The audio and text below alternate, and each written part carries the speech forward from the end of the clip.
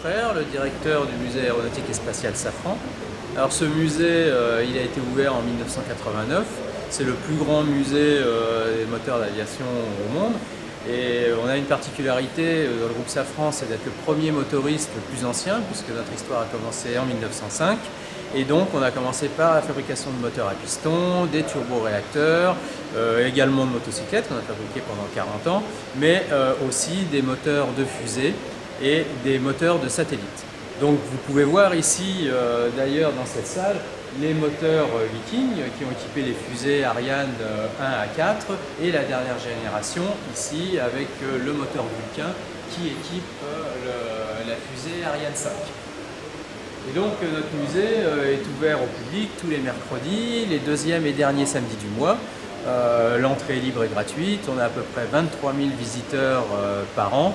Et donc vous êtes les bienvenus bien sûr pour venir découvrir toute l'histoire du groupe, puisque c'est aussi la vitrine des technologies qu'a développé le groupe Safran depuis début. Je m'appelle Jean-Claude Corret, j'ai fait toute ma carrière dans une société qui a changé de nom, la Société Européenne de Propulsion essentiellement, qui a été intégrée à Safran plus tard, en 1997.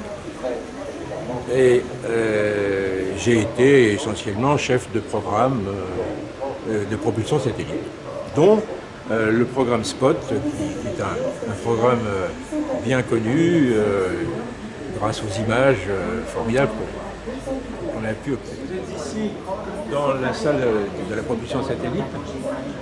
En effet, un satellite, pour tourner autour de la Terre, tout comme la Lune, n'a pas besoin de moteur, mais on lui demande, pour accomplir ses missions, de rester sur une orbite particulière et d'avoir une attitude, c'est-à-dire une orientation bien précise. Alors pour cela, des petits moteurs, tels que ceux-ci, par exemple, lui communiquent des impulsions quand c'est nécessaire. Alors, ces moteurs sont alimentés par des ergols, et la quantité d'ergols emportée par le satellite dépend de la mission du satellite, de la performance propulsive des ergols, et puis aussi de la masse du satellite. Plus le satellite est lourd, plus il en faudra. Or, depuis 60 ans que des satellites sont lancés, leur masse a évolué de quelques kilogrammes au début jusqu'à maintenant plusieurs tonnes pour les satellites de télécommunication. Et donc des différentes technologies ont été développées tout au fil du temps pour s'adapter à cette évolution.